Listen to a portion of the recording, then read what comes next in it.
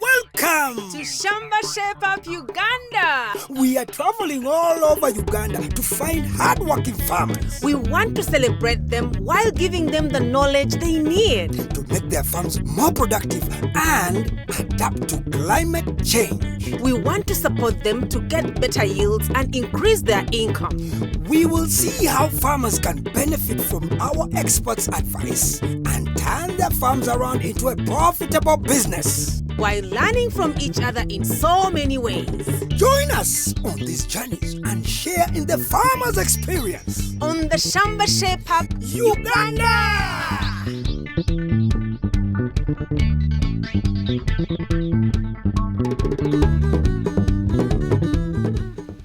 This rock you see here is a point where the two kings were arrested. These were Kabaka Mwanga and omukama Kabalenga on 9th April 1899. 1899. Wow. Okay. Welcome to Shamba Shape Up. We are in Lango region having a history lesson. So, these two kings, that is Kabaka Mwanga and omukama Kabalenga, lingered in Lango sub-region for 5 years, from 1894 to 1899 when they were arrested. These historical events happened in Agubi village in Kangai Sub County Dokolo district. And today we are visiting Olele Pius and Edubu Daniel. The two brothers live on their father's 2-acre piece of land. Wama, is it true that when Mwanga and Kabalenga were found, you were here? No. Hey. According to the historian, they just came this way. But they were arrested in here? They were arrested in here. Agubi village. So Pius and Daniel, what do you have on your farm? We have sunflower, we have maize, we have sorghum, we have sweet potatoes, we have cassava. Animals? They are there, yeah. So you have everything. So this is McDonald's farm.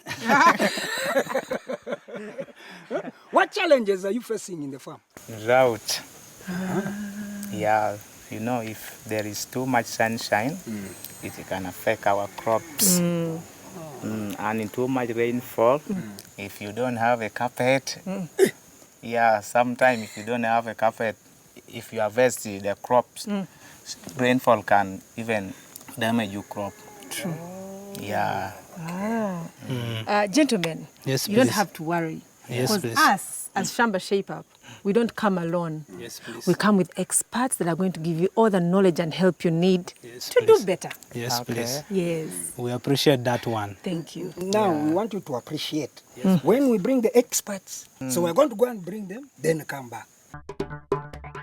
Harvesting is my favorite time of the year.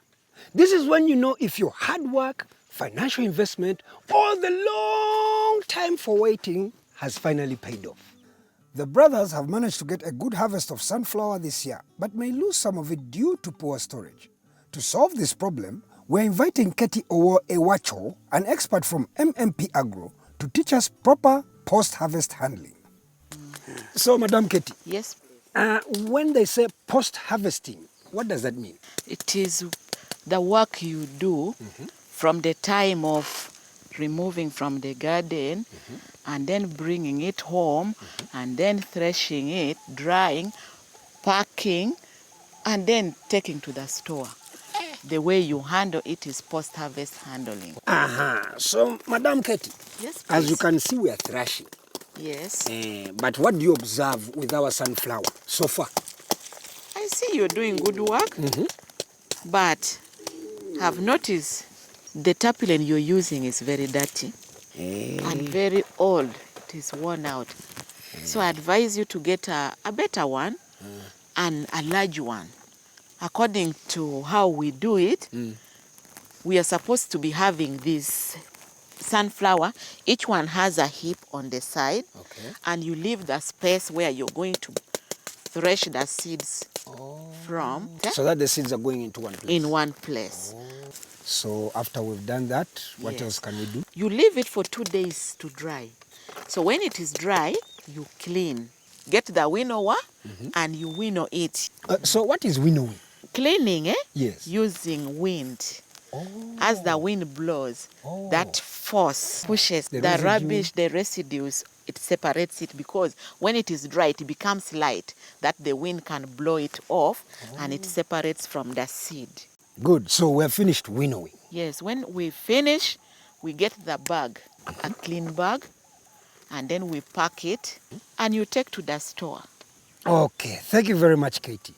Pius. Yes, please. So where's the store again? We have this one. This one. Can we go and examine it? Yes, please. Let's. Daniel, come.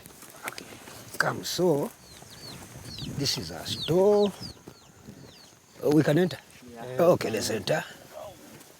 Okay. So, yes, Daniel, Pius. Yes, please. This is a very good store. Very good, very good, very good. Very good store. Eh. I thought it's not good. It's good. It's good. Madam Kate, what have you observed? So I've seen the store. It has moisture. Yes. Because there's water pot inside. You're supposed to remove that water pot out, keep that area dry.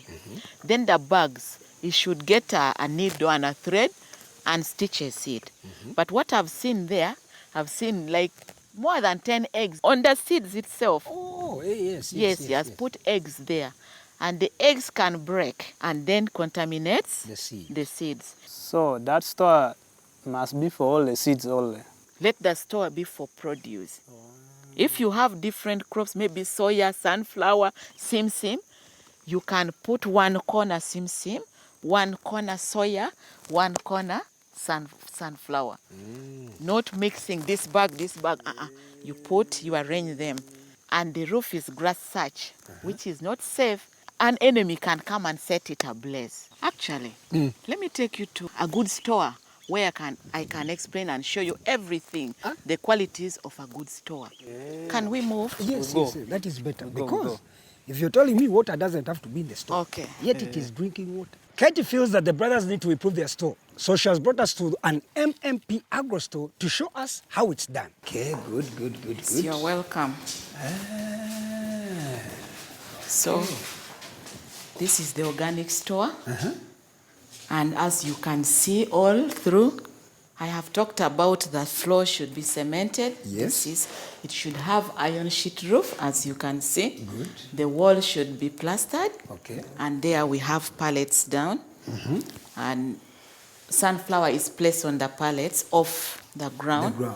You see the windows are there for air to come in. Okay. I have seen the quality of a good store Yes. compared to ours. Much different. Now, what if I told you that I have an organic, non-toxic way to protect your grain from aflatoxin? Interesting, right? Are you curious? Just follow me. Let's find out. We are joined by Semalulu Frank from IITA. He is going to give us a solution to one of the biggest challenges sorghum growers like Pius have, and that is aflatoxin. Could this be the answer Pius and Daniel have been waiting for? This man is going to teach us more about aflatoxins. Have you ever heard of them? Not yet. It's okay, don't worry, because that's why we have Frank here. Frank, Yes, please. what are aflatoxins? Aflatoxins are poisons that are produced by a certain group of fungi or green molds that are found in soil. So in simple terms, they are poisons, silent killers. Daniel, Yes, please. you grow sorghum, right? Yes. How have you been keeping it or harvesting it? We normally harvest the sorghum, and then we dry sorghum in the carpet. After, we put in the sack to prevent some pest which can affect it. Yeah. Okay. Frank, Yes, please. from the look of things, Daniel is doing a great job. Yeah. But how does this aflatoxin spread in sorghum? So these aflatoxins, as I've told you, they are produced by those green molds found within the field. So as they search for food, they are contaminating our food with these poisons. So by the time you reach harvesting and then consuming and then other processes that follow, the food is already contaminated. One thing about the aflatoxin is that you cannot see food that is contaminated. They are invisible. They do not have a special color, neither do they have a specific taste that this is how they taste. How does this affect the farmer? A farmer like Daniel.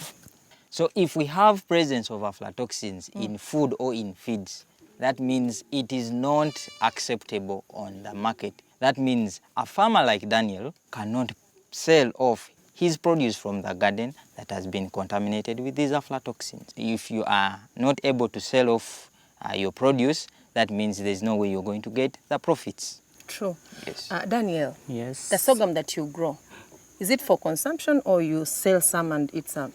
Others, it is for consumption, but others we normally sell even to get some income. True. Yeah.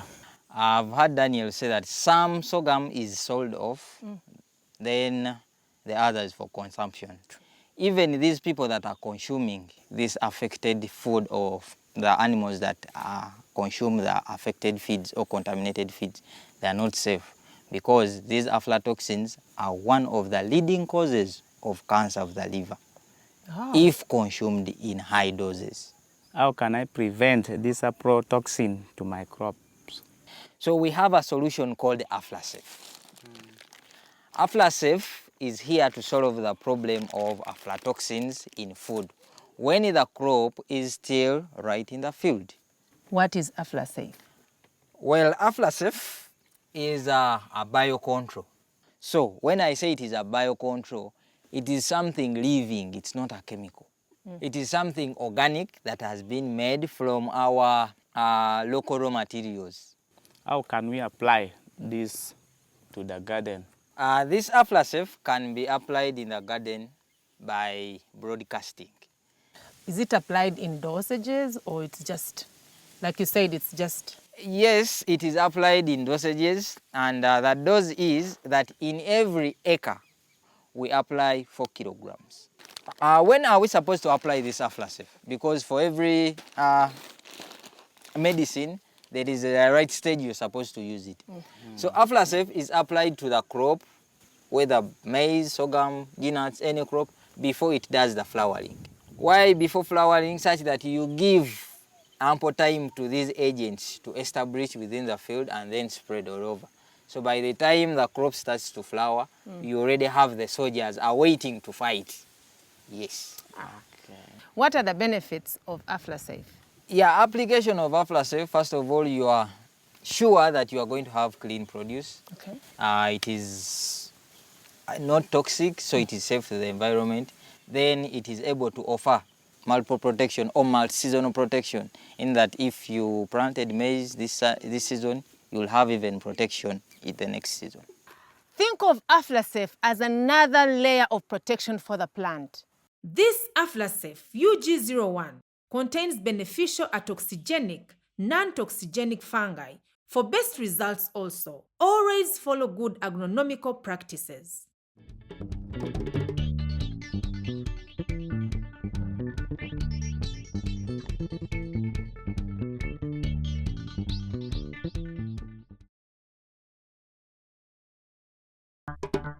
Atikelenge, atikelenge, hallelujah. Atikelenge. Welcome back. To Shamba Shape Up Uganda. We are still in Agubi village visiting Pius and Daniel. We've seen the preferred methods of post-harvest handling of sunflower, and we have also learned about AflaSafe and how it protects our sorghum from aflatoxin. But we still have some more to learn, like what to do to protect our soils after harvesting, and what are some of the standards we should keep to make sure our produce is fit for the international market. Atikelenge, atikelenge. Karis. I think it's time. It's okay. It's okay. Okay.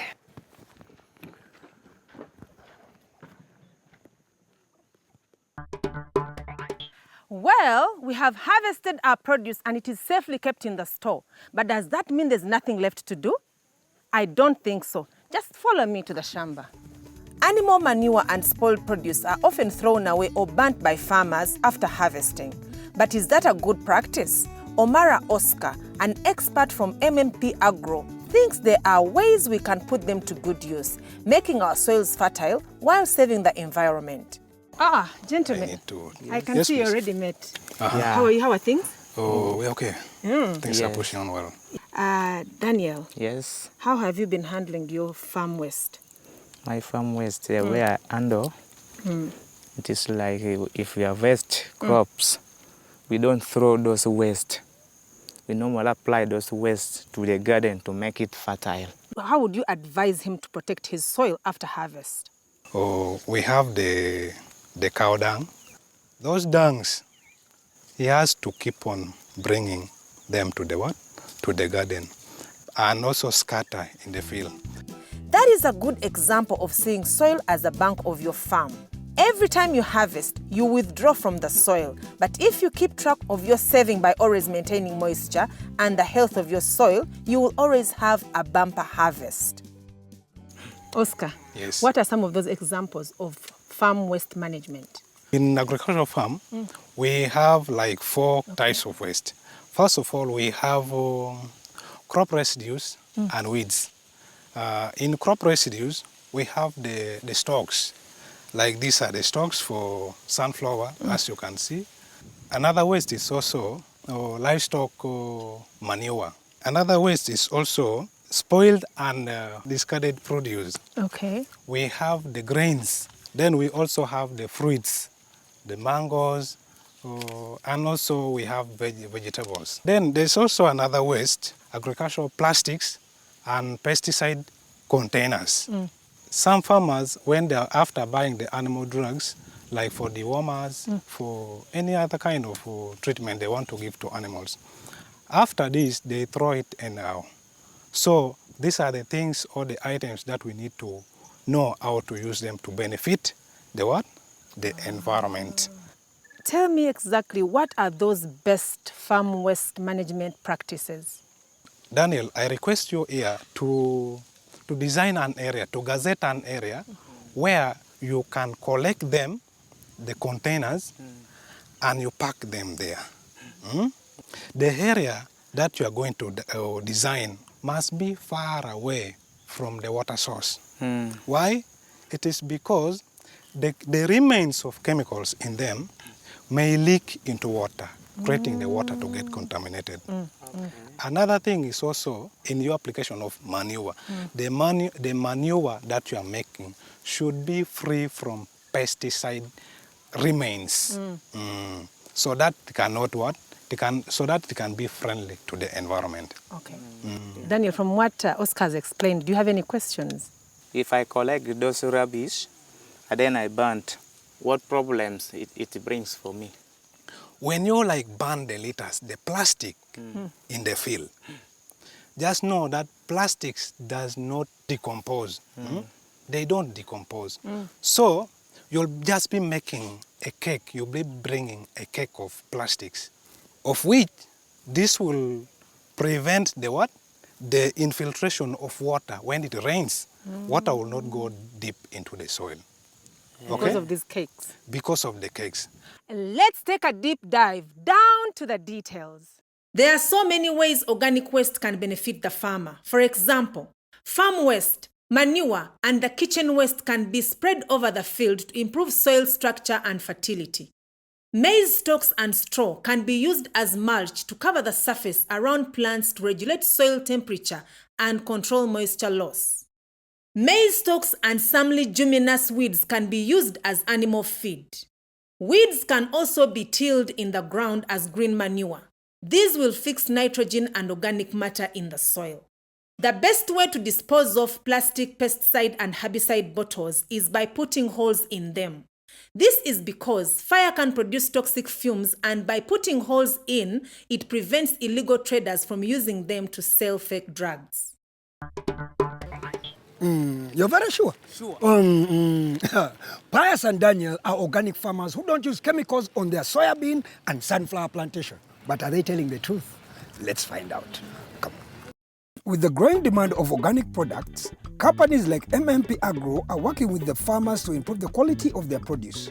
We have been invited by Okello Samuel, conducted and some of the agronomic practices to adopt in order to get healthy organic product.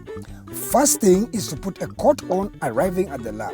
This is to make sure we don't bring contaminants in the lab. So, Mr. Sam, Yes. we've got our samples. What do we do next? In sunflower, we are going to have like 3 checks, Okay. majorly. Yes. I'm going to check for the foreign matter.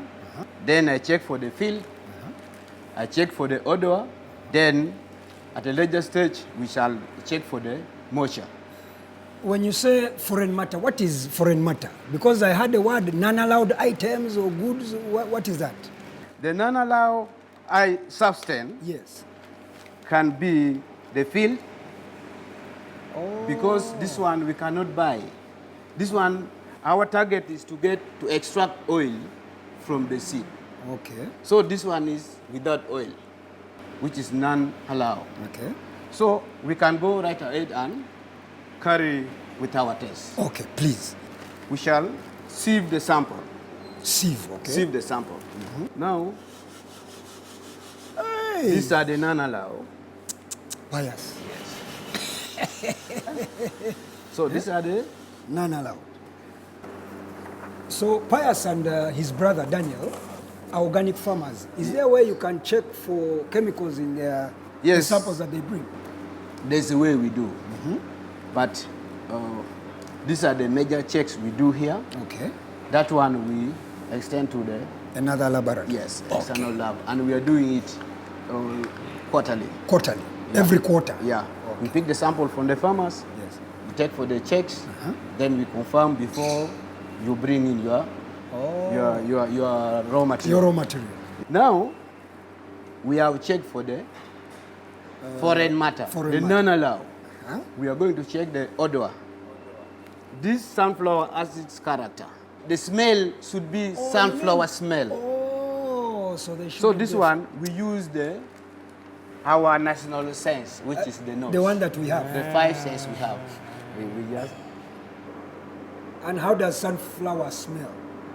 Is there a distinct smell for sunflower? It should be unpleasant. Unpleasant is of the smell. A farmer can do that even before they bring the sample. Okay, what we normally do, we advise them not to transport the raw material with other non-raw material.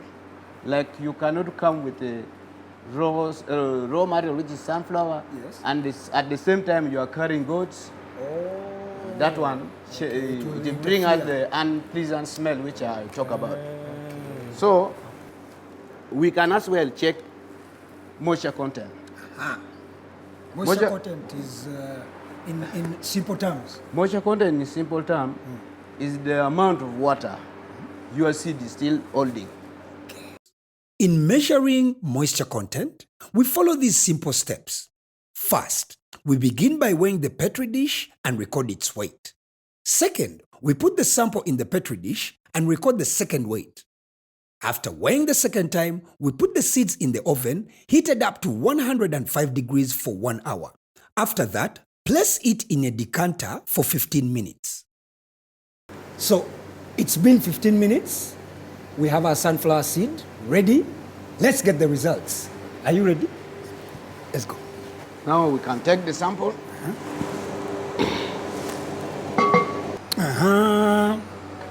So now, that was a good one. Now we shall take the third weight. The first weight was weight 1. Yes. That is petri dish alone. The second weight was petri dish plus the sample. And it becomes our weight 2. Now, petri dish plus sample after drying for 1 hour in 105 degrees Celsius, then cooling, become our weight 3. Now, we shall calculate like this. Weight 2 minus weight 1 over weight 2 minus weight 3. Your moisture is 6.314%. Your seed is fully dry. It passes my test. Pius, all 3 ticks. Good. So your seed is a good seed. Okay. Previous back, I was not knowing anything. When we went to the lab, I learned many things as far as seeds are concerned. Hey. Pius Daniel, you're here. We are here. You're with the Papa. We are with Papa. Papa, thank you very much. Yeah. Thank you, sir. We are remaining here. No, we are going. Papa, yes. I want to tell you a little secret. Okay, Papa. Papa, see you. So now, as you were talking earlier, you don't have to worry. No problem. We have a mobile platform. It's called iShamba. You can use it on your phone. You just send your name, location to 6115. So it will give you knowledge about seeds, quality seeds, market prices, farming techniques, everything that you want. Yes. Okay. Do you see this? If you open in here, you find out that you can do the ins and the outs. In other words, you can record your seeds, like how much did I buy? Did I buy anything? Did I lose anything? Did I sell anything? Did I make any profits? Yes, all those details you can record them in here. You can get from here. Just record them here. Keeping the record. Yes.